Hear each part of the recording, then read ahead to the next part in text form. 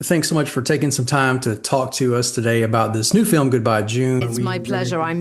Believe me, I'm so happy to be talking about it. Yeah, I feel like I'm part of some sort of cinematic history right now.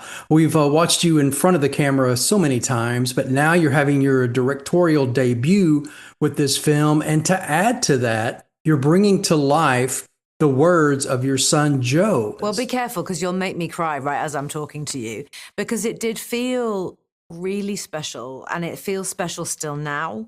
We had to all stick together in making this. My son and I am so lucky we have a really good relationship. When he wrote this script and he handed it to me, he really just didn't think it was any good. And he did it as a part of an assignment he'd been set at screenwriting school. And he was like, look, I've written this thing. And, I'm sure it's for like crap, but, maybe you'll read it. And if you just lie to me if you think it's bad, because I don't know how I'd be able to cope with that. And I read it and it was very clear to me that my son could write, and he could write very, very well. And he had been encouraged to write about, his screenwriting teacher said, write about what you know, just write about that. And the most significant thing that has happened in his life is the loss of his grandmother, my mother, in 2017 when he was a teenager. And he was so struck by how our huge family of so many people from all over the world were able to come together because of this one woman. And we all came from this one woman. So that was his emotional, inspirational backdrop, if you like. And he created this fictional story from there. Yeah, and it captures the family dynamic so well.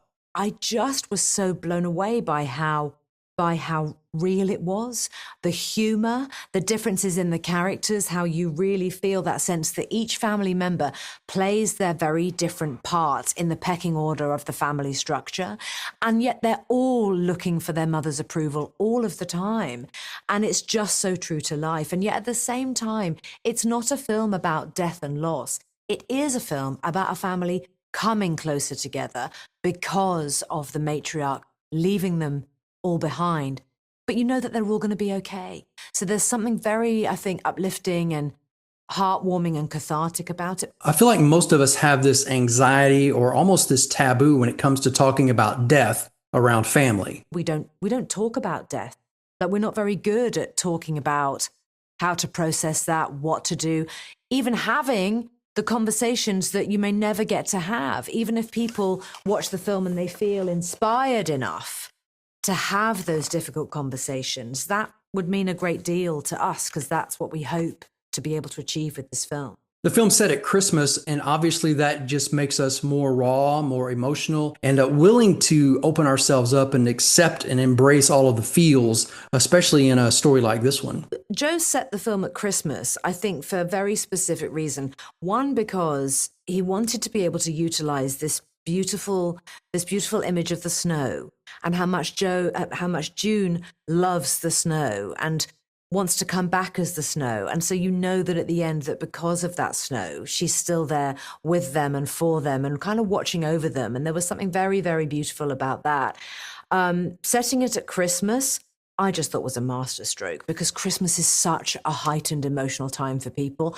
I know people who, like, sometimes I'll say to friends, oh, how was your Christmas? Oh my God, we had a huge argument on Christmas Day and my mum stormed out and she burnt the turkey and my dad went to the pub. And the stories that you hear from people.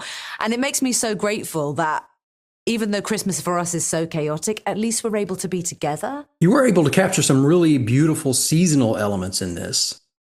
I just felt that as a setting was great. It also gave me, as the director, quite honestly, real scope to play with light in a way that was much more interesting. That beautiful, low, wintry sun that hangs in the British skies, and the greyness of everything, the sort of the pewter skies of the outskirts of large rural areas, is what I really wanted for this film. I didn't want it to feel perfect in any way. We didn't want a perfect matriarch. We didn't want a perfect family, quite the opposite. We wanted something that felt messy and complicated, but warm at the same time.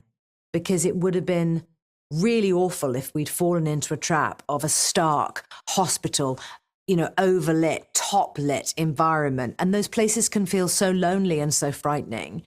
And we didn't want it to feel like that because of who June is and because of what she does as a matriarch in terms of loving her family and pulling them all together, but also because Nurse Angel, he's beautiful, brilliant actor, Fisayo Akiade, his name is. Palliative care, end-of-life nurses and doctors are so loving, and they do that for a reason, that job. They do it because they care about people, they care about the good goodbye. And we wanted to honor that in making sure that we created a hospital environment that felt warm because of them and because of that very underrated, underpaid work that those people do. I know that when my own mother was dying, I would have been totally lost without this brilliant woman who was our palliative care helper. And she was there for all of us, not just for my mother. And we were able to put those things into our story. It seems like quite an undertaking to be in front of and behind the camera and in a film this emotional and be able to jump back and forth between actor and director. How did you tackle some of that? We had such wonderful actors, and we worked together with, my camera crew were just amazing. They really supported my own desire to find ways to walk out of the room. And literally what I mean by that is I would lock off cameras and just leave the actors alone. So the crew would leave the space, everyone would tiptoe out and just let the actors have it. And it would be their space to create and to explore and to find a sense of realism that didn't feel like acting anymore. And I wanted to do that for them because not only did I want to capture very real performances, but I wanted to give them a space that felt very different to anything they'd come across before. Not because I wanted to do anything clever, but because I know myself as an actor, I've dreamt of having an experience like that one where there was just nobody in the room. And it does do something to you when there's no crew watching. And one of the great moments for me was when Helen Mirren did turn to me and she said, I've never had that before in 80 years. And that meant a lot to me because it meant that I was doing something that was meaningful to her. And that was what I'd hoped to be able to do. Well, obviously it was such a passion project for you and such a success in front of the camera and behind the camera. Happy holidays and best of luck with the film. Thank you. Thank you.